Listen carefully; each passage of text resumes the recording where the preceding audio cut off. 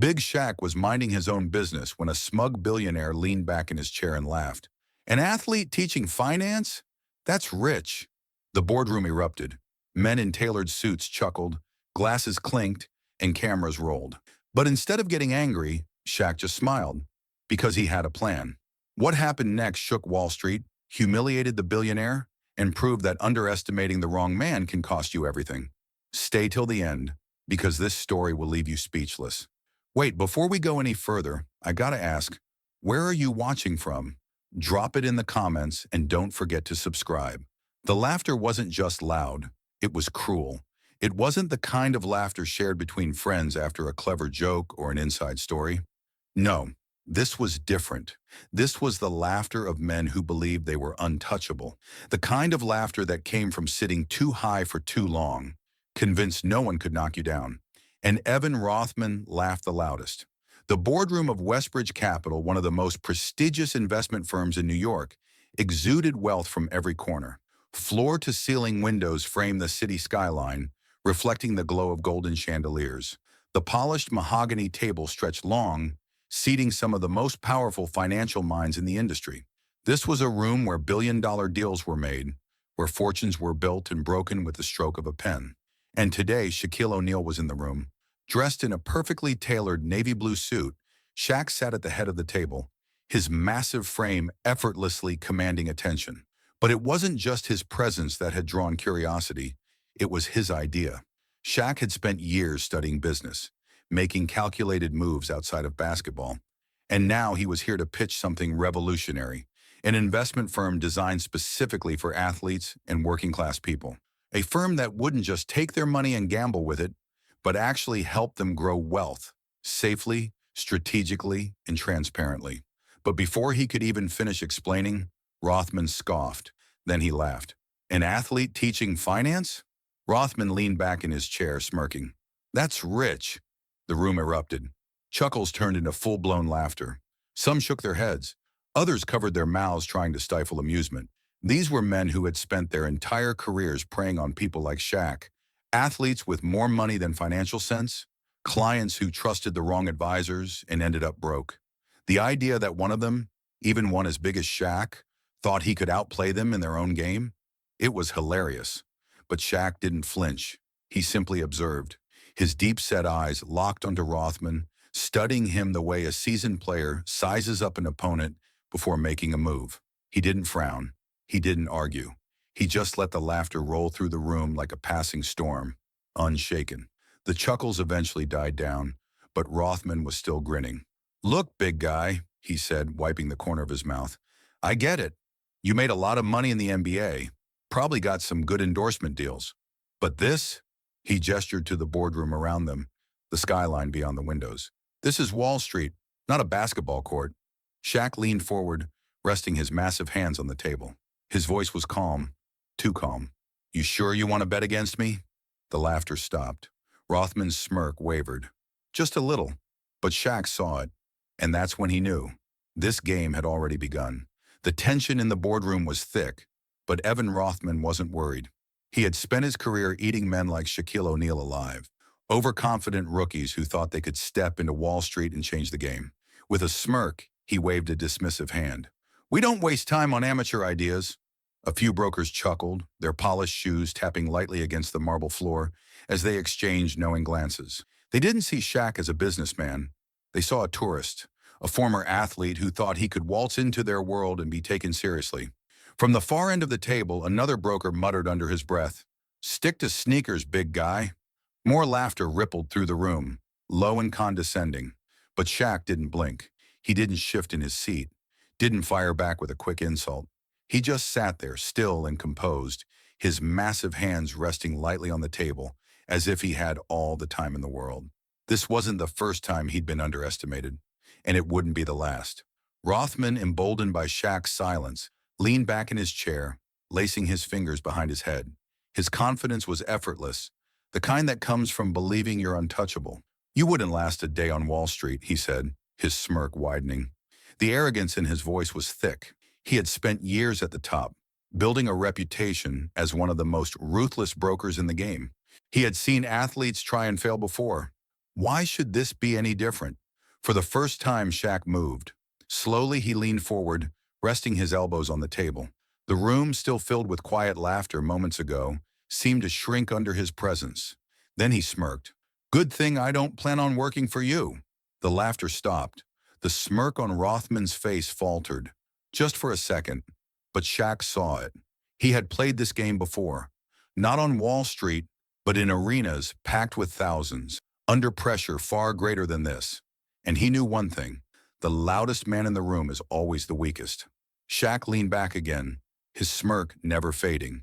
He wasn't here to impress them. He was here for something much bigger. The room was still thick with arrogance, the scent of expensive cologne and polished leather clashing with the weight of Shaq's last words. Good thing I don't plan on working for you. The remark still lingered in the air, unsettling Rothman in a way he didn't want to admit. But the senior stockbroker recovered quickly, shaking his head with a smirk.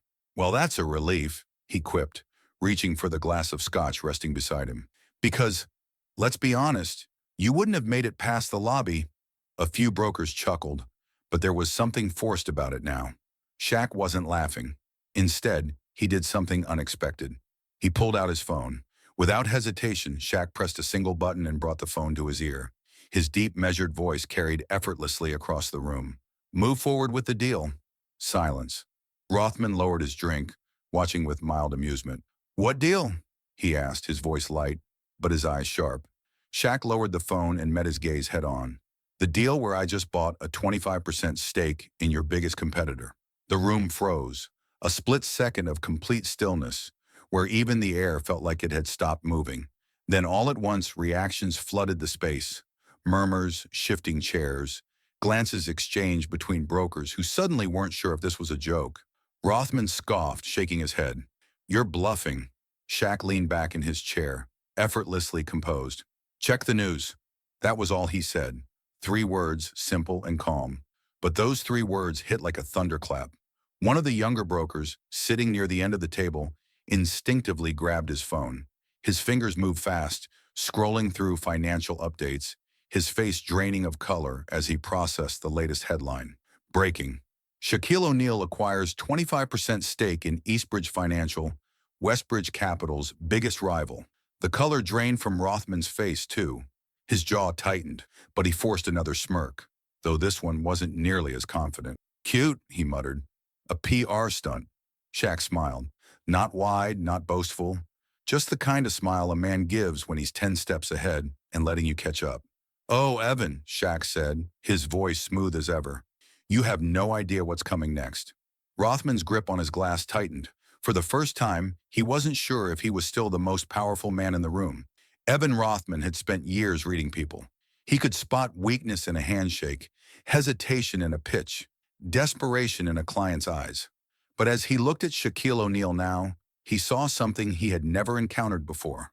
Unshakable confidence. Rothman scoffed, his grip tightening on the edge of the table. This is nothing, he muttered under his breath, willing himself to believe it. Just a PR stunt. But even as he spoke, the room was changing.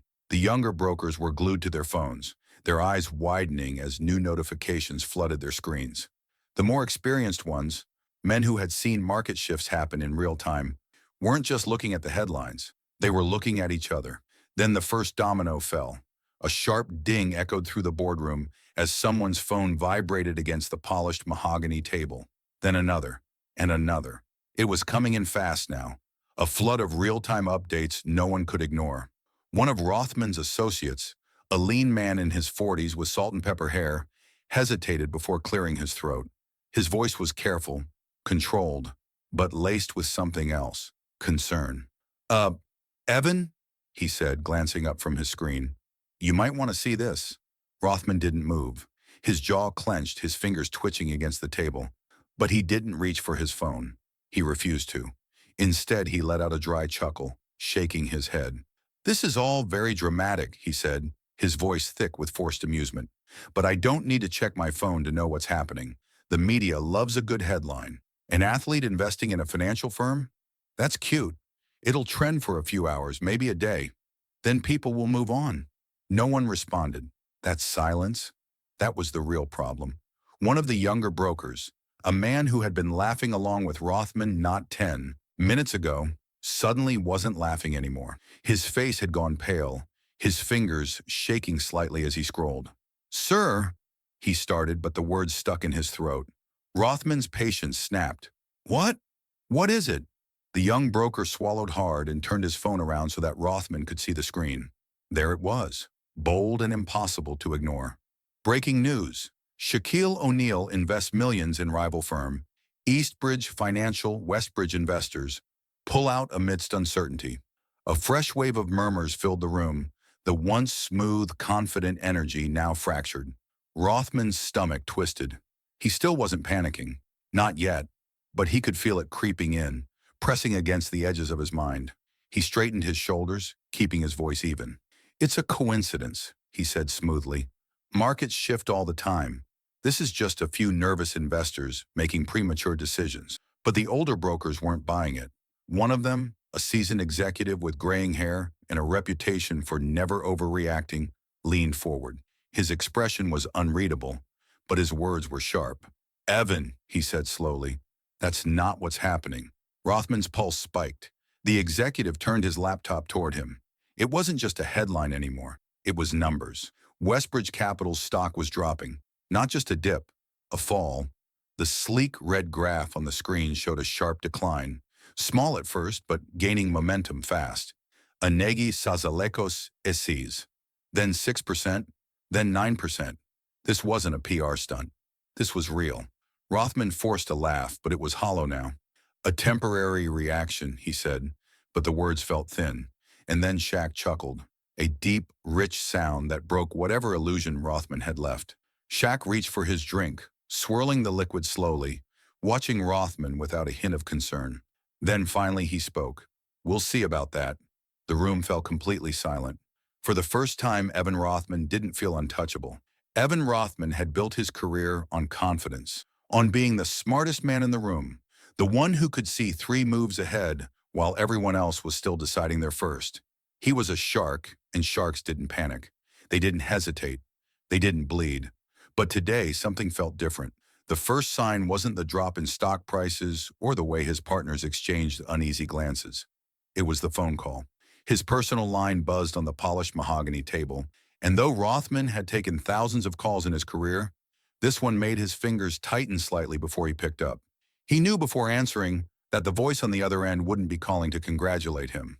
"Evan," came the clipped voice of Peter Langston, one of Westbridge Capital's most influential clients. "I don't like surprises, and I definitely don't like seeing my firm's name tied up in a media frenzy over some—" He hesitated, then sighed. "Over some basketball player buying into our competition?" Rothman forced a chuckle, though there was no humor behind it.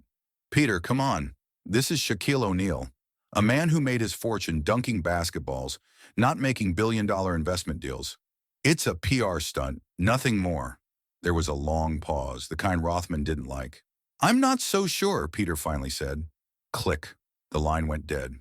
Rothman exhaled through his nose, jaw tightening, as he placed the phone face down on the table. One investor. One moment of doubt. It meant nothing. Investors were skittish by nature, jumping at shadows. But before he could regain his composure, a second phone buzzed. Then a third.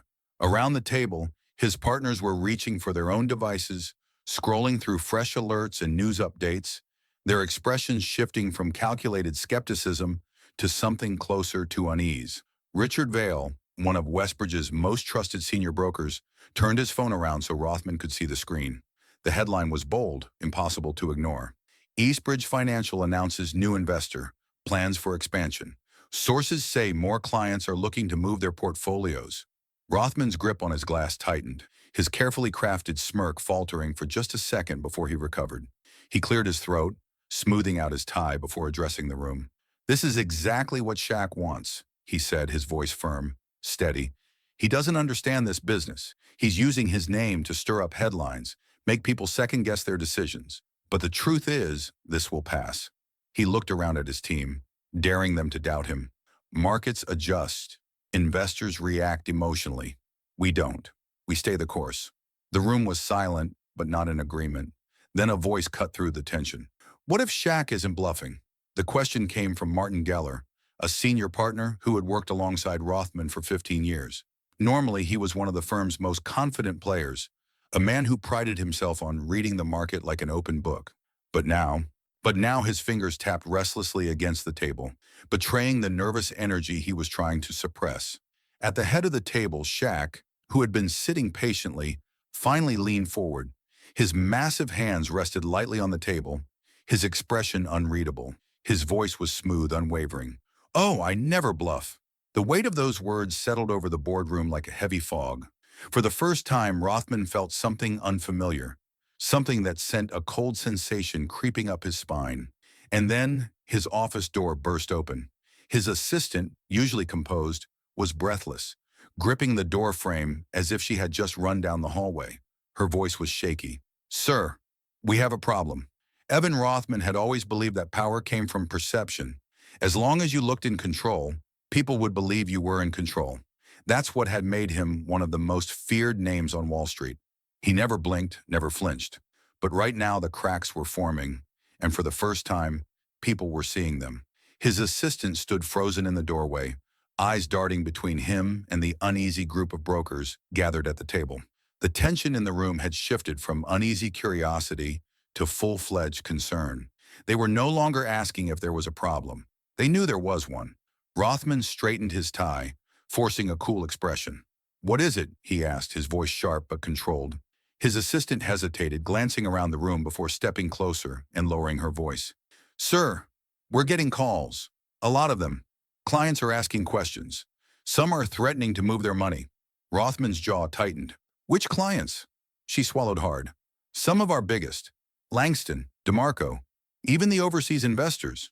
The names made his pulse spike, but he didn't let it show. Instead, he exhaled through his nose and waved a dismissive hand. "This is just reactionary panic. Give them the usual reassurances. Tell them everything is under control." At that moment, a voice from across the table cut in. "Is it?" It was Richard Vail, one of the senior partners. His phone was still in his hand, his knuckles slightly pale from gripping it too hard. The way he was looking at Rothman wasn't the way a colleague looks at his leader. It was the way a man looks at a sinking ship.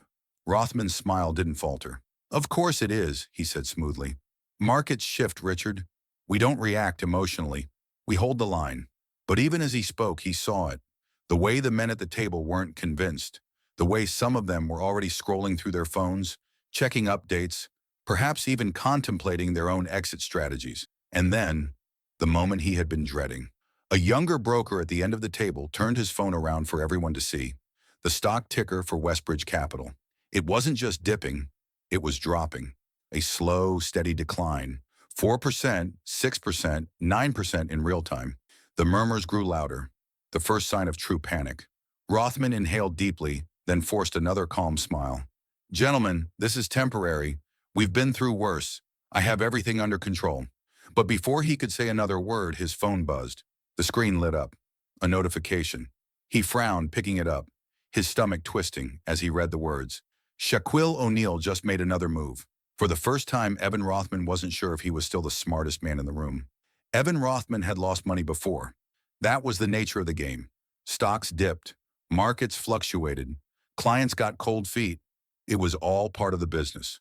But this wasn't just money. This was his empire slipping through his fingers. His phone was still vibrating in his hand, the notification glowing on the screen.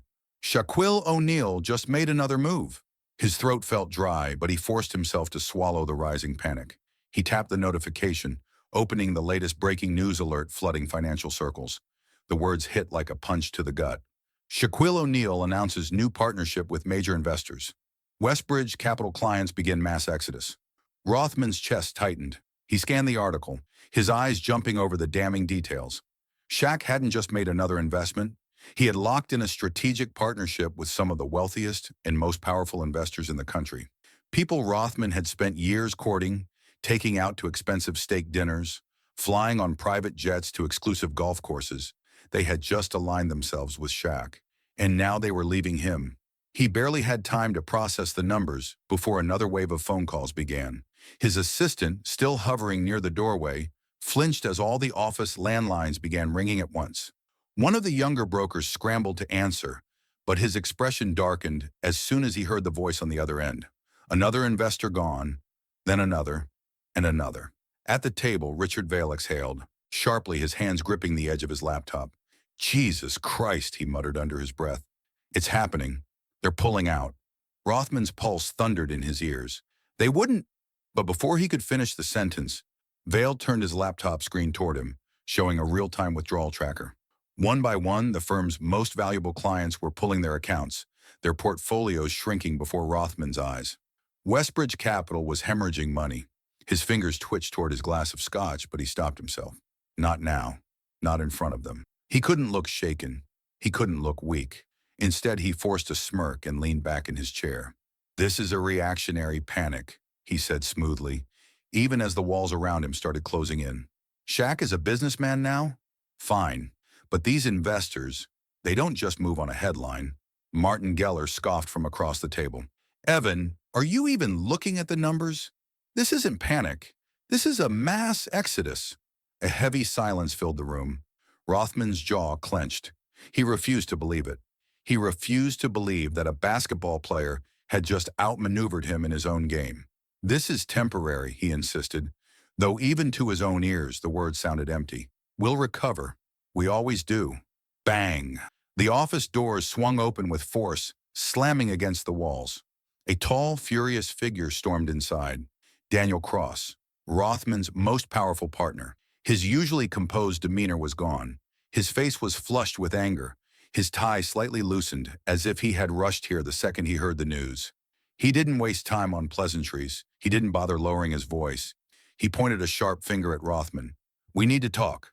Now! The room went still. For the first time, Evan Rothman felt powerless. Evan Rothman had always known power wasn't taken. It was given. And for years, people had given it to him willingly. Investors trusted him. Clients depended on him. His partners followed his lead without question. But now they were turning on him. Daniel Cross, the senior partner who had just stormed into the boardroom, stood over Rothman's desk, his fists planted firmly on the polished wood. His face was a shade darker than usual, his sharp blue eyes filled with something Rothman wasn't used to seeing from his own people. Rage. You need to step down, Cross said, his voice low but lethal. Rothman scoffed, shaking his head as if the suggestion was so absurd it wasn't worth addressing. He leaned back in his chair, forcing a smirk. Step down? Over what? A few nervous investors? The media having a field day with Shaq's PR stunt? He let out a dry chuckle. You're smarter than this, Daniel. But Cross didn't waver. Don't play dumb, Evan, he snapped. We're not talking about Shaq's move anymore. We're talking about yours. Something about his tone sent an icy chill down Rothman's spine. Before he could respond, Richard Vail slid a tablet across the table. The moment Rothman glanced down at the screen, his stomach dropped. It wasn't just stock reports or investor complaints. It was an internal email thread, leaked, blown up across major financial news sites, and in black and white, clear as day, was evidence of something far worse than a stock dip. Shady backdoor deals, questionable offshore accounts, pressure tactics used to strong-arm hesitant investors into risky trades. Rothman's own words he had thought would stay buried in private conversations, were now being broadcasted to the world. He gritted his teeth. Someone on the inside had leaked this. Someone had put a knife in his back. And now the blood was spilling in public. Vail crossed his arms, watching him carefully. The board's meeting tonight, he said. By morning, you're out. Step down quietly, and maybe we keep this civil. The room was suffocating. His empire, the one he had built brick by brick, was crumbling at the hands of his own people. And the worst part? Through the massive glass windows of his high-rise office, across the skyline, he could see Eastbridge Financial's headquarters. And standing on the rooftop, hands in his pockets, watching all of this unfold with quiet amusement, was Shaq. Rothman's jaw clenched. His knuckles turned white as he curled his fists.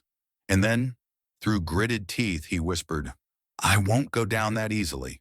Evan Rothman had always believed there were two types of people in business, those who played it safe and those who took calculated risks. But this wasn't calculated.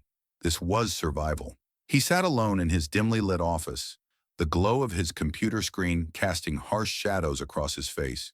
His once meticulously organized desk was now cluttered with reports, financial statements, and half-empty glasses of whiskey. His world was collapsing, and he was running out of time.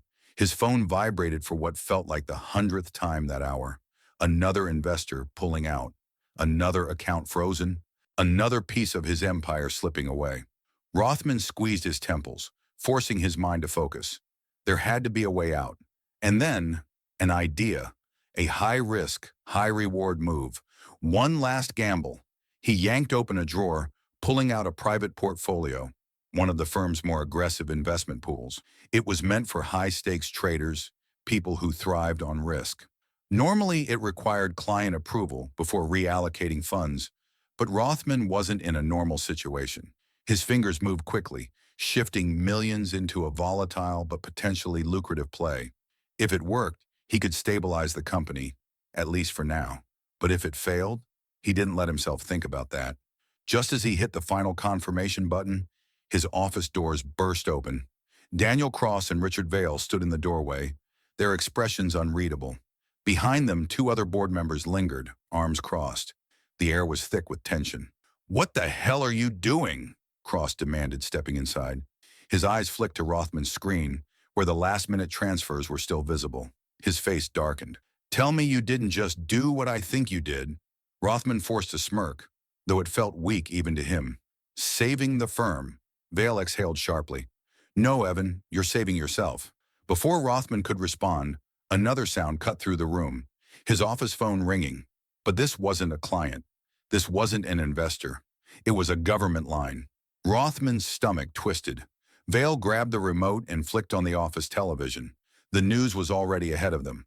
"Breaking, SEC launches investigation into Westbridge Capital amid fraud allegations." The words felt like a punch to the gut. Cross shook his head in disgust. "You're done, Evan." His partners turned away, walking out one by one.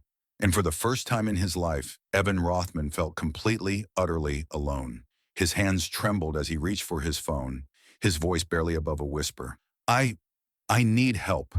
The world Evan Rothman had built, his kingdom of power, wealth, and untouchable influence, was crumbling around him. And for the first time in his life, he had no idea how to stop it. He sat in his office staring at nothing, his mind a storm of denial and desperation. The SEC investigation had hit harder than he ever expected. At first, he thought it was just a temporary setback, something his legal team could handle with the right connections and a few well-placed favors. But this was different. His assets were frozen, his accounts locked. The firm he had spent decades building was no longer his to control. And the headlines? Evan Rothman, the Wall Street fraud, Westbridge Capital exposed, a house of cards collapses. Every major news outlet was running the story, digging up past deals, interviewing former employees who now had nothing to lose by speaking out. His name was no longer whispered with admiration in high-rise boardrooms. It was spat out with disgust. Then the final blow, a sharp knock at the door. His lawyer, David Henshaw, stepped in, grim-faced and stiff. Behind him, two federal agents loomed like shadows, their presence suffocating. Henshaw cleared his throat. "Evan, the government has officially seized your penthouse." The words didn't hit immediately. They hovered in the air, almost as if Rothman's brain refused to accept them. "Seized?" he echoed, his voice hollow. Henshaw nodded. "It's over, Evan." The agents stepped forward, one of them handing him a folder. "You have 24 hours to vacate." Rothman stared at the papers in his hands, his vision blurring. That penthouse, the one with the million-dollar view, the imported marble floors, the walls lined with priceless art, was gone. The place where he had hosted CEOs, politicians, and foreign dignitaries. The place where he had ruled from the top of the world. And now? Now he was being thrown out like a common criminal. He barely registered the agents leaving, barely heard his lawyer muttering something about damage control and negotiating a plea deal. None of it mattered, because the truth had finally set in. He had lost. The mighty stockbroker, the man who once thought himself untouchable, was now nothing but a drowning man grasping for a lifeline. His phone sat on the desk, taunting him. Everyone had left him. Investors, partners, friends. There was only one name left, the one name he never thought he'd have to call. His hands trembled as he picked up the phone, staring at the contact for a long, agonizing moment. Then finally, with a breath that felt like swallowing glass, he pressed dial. The phone rang once, twice, and then a deep, steady voice answered, Shaq. The silence between them stretched, thick with everything unspoken. Rothman swallowed hard, gripping the phone like it was the last thing tethering him to reality. I need your help. The elevator ride up felt longer than it should have. Each floor that passed was another reminder of how far he had fallen from the top of the financial world to the bottom of the barrel. Evan Rothman stood inside the gleaming glass elevator, watching the numbers climb, his own reflection staring back at him from the polished metal doors. His once pristine suit was now slightly wrinkled, his tie loose, his eyes carrying the weight of too many sleepless nights and too many losses. A week ago, he was making billion-dollar deals. Now, he was here, about to do the one thing he swore he'd never do. Ask Shaquille O'Neal for help. The elevator chimed. The door slid open. Shaq's office was massive but uncluttered, a symbol of power that didn't need to scream for attention. It simply existed. Floor-to-ceiling windows stretched across one side, the view of the city a constant reminder of who was in charge now. And at the center of it all, behind a sleek black desk, sat Shaq. The man who once stood on a basketball court, underestimated by Wall Street elites, now owned the room in a way Rothman never could. He wasn't just successful, he was calm, unshaken, untouchable. Rothman swallowed hard, forcing himself to take the final steps forward. Shaq didn't move at first. He simply sat there, broad shoulders relaxed, fingers steepled together as he studied Rothman, the way a lion studies a wounded animal. Finally, Rothman spoke. His voice was different now, not cocky, not condescending, just tired, weak. I need a job. The words hung in the air, heavy and humiliating. Shaq leaned back in his chair, tilting his head slightly as if he hadn't heard correctly. A job, he repeated, his deep voice carrying an unmistakable edge of amusement. Rothman nodded, his hands clenched at his sides. I know how this looks, but I can bring value. I know this business better than anyone. You and I both know that. Shaq let out a slow breath, tapping a single finger against his desk. Interesting. Silence stretched between them. Rothman's pulse pounded in his ears. He hated this, hated being in this position, hated needing Shaq. And then Shaq smirked. What happened to stick to sneakers? The words landed like a hammer. Rothman's face flushed with shame. And in that moment, he realized something terrible. Shaq wasn't just deciding whether to hire him. He was deciding whether he even deserved a second chance. For the first time in his life, Evan Rothman had no power.